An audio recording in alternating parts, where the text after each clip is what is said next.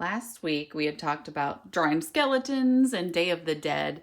Today we're going to make this not just a plain old skeleton, but to make it into a Day of the Dead skeleton by making it look fun. We're going to give it a theme and dress our skeleton according to that theme. So you could do like a doctor skeleton, you could do a football player, you could do a dancer, anything you want for this. Now, having my skeleton from last week, and you're going to take a large piece of paper. Now, I did not have any large paper, so I put two pieces of paper together, taped it on the back, and flipped it over. If you have a big piece of paper, that works even better. We're going to use our skeleton underneath this paper. Now, I drew mine in black Sharpie last week so I can see through it.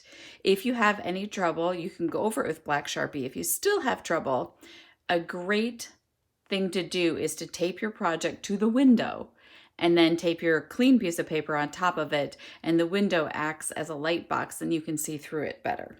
So I'm going to make my skeleton look like he's going to his job where he has to wear a suit and tie. So one of the reasons I'm doing this, I don't like how I did the hips, so this will help cover that problem. So I can see underneath, so I know how big his pants need to be.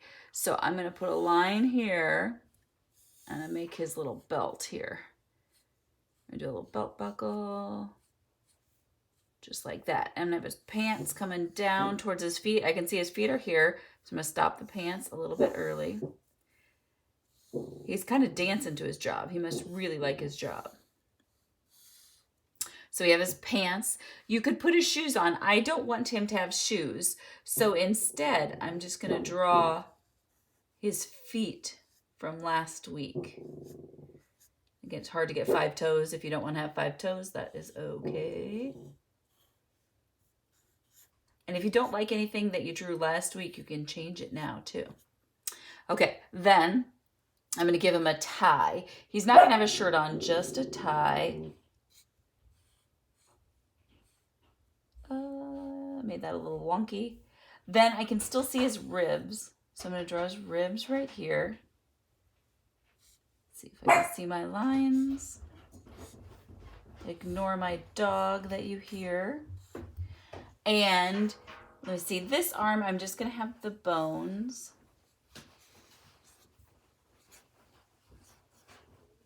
He's going to be waving at us. Why? I'm not really sure, but he is. He's a friendly guy. Then in the other hand, I thought about having his briefcase because he's going to his job. Or it could be a backpack. Could be about anything. Now, oops, I did that goofy.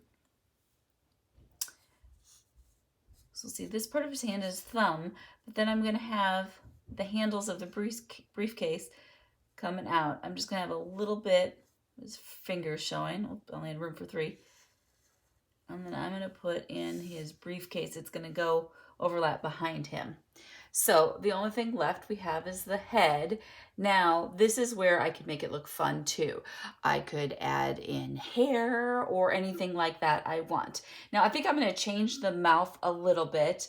The one we drew last week had from the mouth the line with the little dashes. I'm instead going to give him a mouth like this. I like the nose. I'm going to keep that the same. His big eyeballs. Now, if you're a skeleton, you don't actually have the eyes in there, so I could leave them black, or I could do what we did in the video and add them in. I'm not going to color them in right now. Then I'm going to draw the outside edge. Then, let me see, what do I want to do? I think I'm going to give him some sticking up hair.